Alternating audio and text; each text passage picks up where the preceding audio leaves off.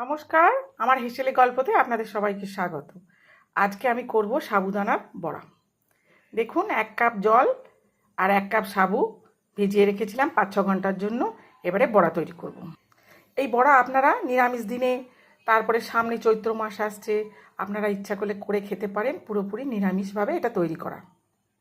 কি কি লাগছে দেখে নিন। সেদ্ধ আলু গ্রেট করা, কাঁচা লঙ্কা, এটা আছে নুন, একটু গোলমরিচ আর চিলি ফ্লেক্স। এটা আমার আদা কাঁচা লঙ্কা এইভাবে বাটা আছে, এটা না দিলেও হবে, আমার আছে বলে দিয়েছি। নুন দেব, ভাজা মশলা দেব। ভাজা মশলা আমি তৈরি করা আগের ভিডিওতে দিয়েছি, দেখে নেবেন। ধনে পাতা দেব, একটু গোটা জিরে দেবো। এবার কেউ যদি মনে করেন একটু কারিয়া পাতা দেবো, সেটাও দিতে পারেন, কিন্তু আমার এখন নেই।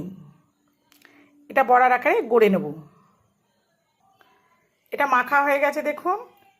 এবারে অন্য প্রসেসে যাচ্ছি। খানিকটা সাবু আমি হালকা নেড়ে নিয়েছি, কড়াই শুকনো খোলায় ভেজে নিয়েছি, দিয়ে গুঁড়ো করে নিয়েছি। তার সাথে একটু তিল দিয়ে দিয়েছি, তিল মিশিয়ে নিয়েছি, আর কিচ্ছু না। এই যে এরকম করে নিয়েছি। এবার এটাতে ডিপ করে নেব, করে নিয়ে তুলে নেব। এইভাবে সব করে নেব, গড়ে নেব আমি। এইভাবে আমার তৈরি হয়ে গেছে। এবার ভাজবো। তেল গরম হয়ে গেছে, এবার ছাড়বো।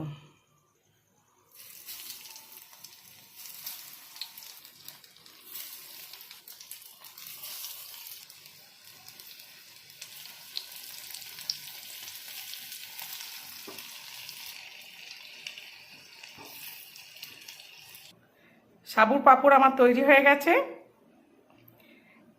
দেখুন, খুব সুন্দর হয়েছে।